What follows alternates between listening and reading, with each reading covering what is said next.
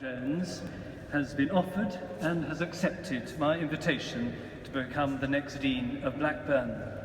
So we're delighted to welcome him, Sian, his wife, and Annie, his daughter, and to introduce them to you briefly this morning.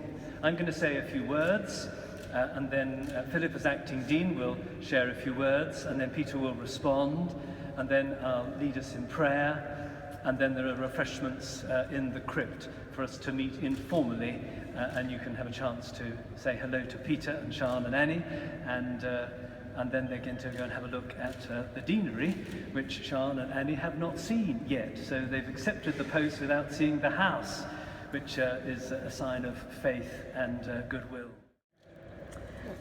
In Peter's application, there are a number of things which were important and significant, and I want to just read out one thing that he talks about his rule of life, which is to be prayerful, to consult widely, to think strategically, and to act decisively.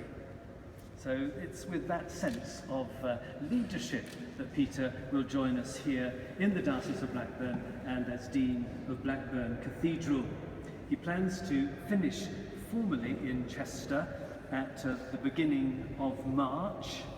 He has a 2-month sabbatical between January and February, which he's never had a sabbatical before, so he's cut it down from 3 months to 2 in order to get here before Easter, and so can share in Holy Week and Easter celebrations. So we'll move in early March, and then there will be that installation service on the 25th of March here in the cathedral.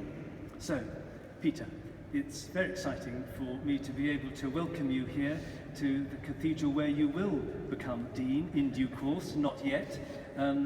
Thank you for saying yes to the invitation and the offer, and please be assured of our prayers for you and your family as you prepare to make this transition and another opportunity of mission and ministry in the name of Jesus Christ. We look forward to sharing all that with you in the days that lie ahead. Last 2 months trying to multitask. They say that men can't multitask, and it's true. Therefore, it's a great pleasure and a great relief to welcome Peter as new Dean from the end of March, and also Sian and his family.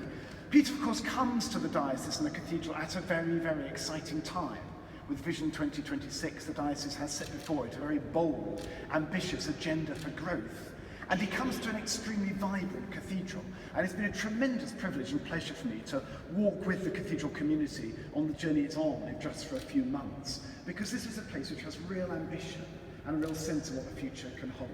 Look at our buildings. You know, most cathedrals, it's sufficient to regenerate their own plant. That's not enough for Blackburn. It has to regenerate half a town as well. And it's very hard to find a more vivid, clear example of a healthy church transforming its community in every sense, or what we see at this cathedral at the moment.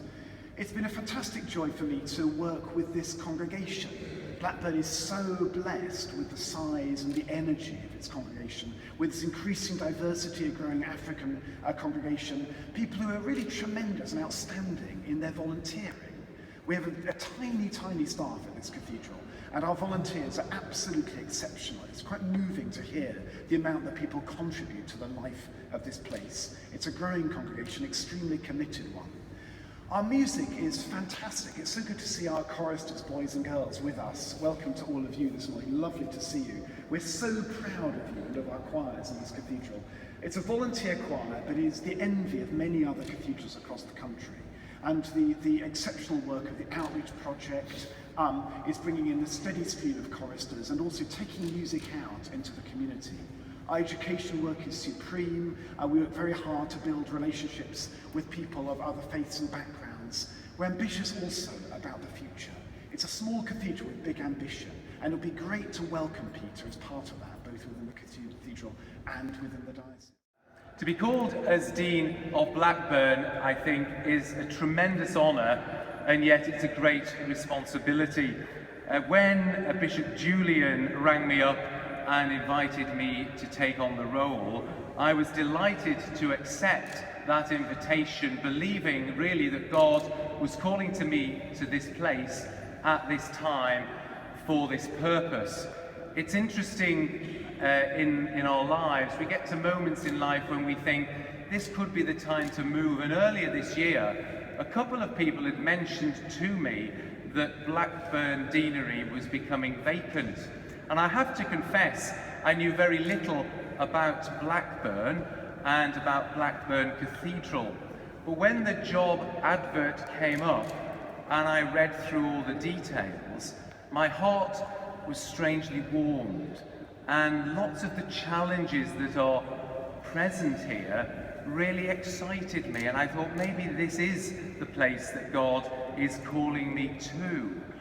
And I think God does have a call on our lives, and He's called me, I sense, and I believe He calls you as well in your own different ways, and it's important that we respond to that call of God when we hear His voice calling us.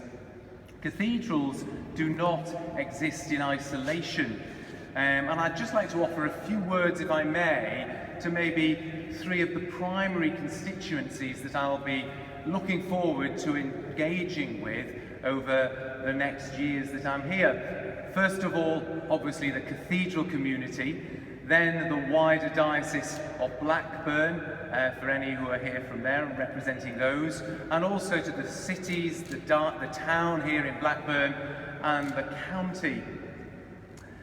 I guess for the cathedral community first, for those who work here, for those of you for whom this is your spiritual home, to suddenly be presented with a complete stranger and told, this is your new dean, can be a little bit of an anxious moment. Well, I want to assure you that I'm coming with tremendous excitement. I'm very, very much looking forward to coming. I'm very much looking forward to building on some of the wonderful things that have been going on here over the years. Cathedral Court, which is a beautiful place that I'm going to be living, is a tremendous achievement in this day and age.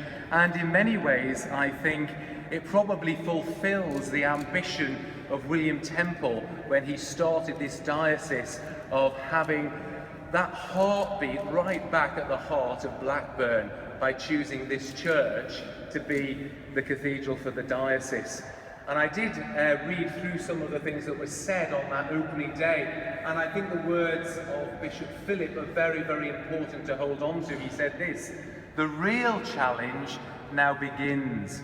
We want these new facilities to be a resource for the town, the county, and the churches of Lancashire.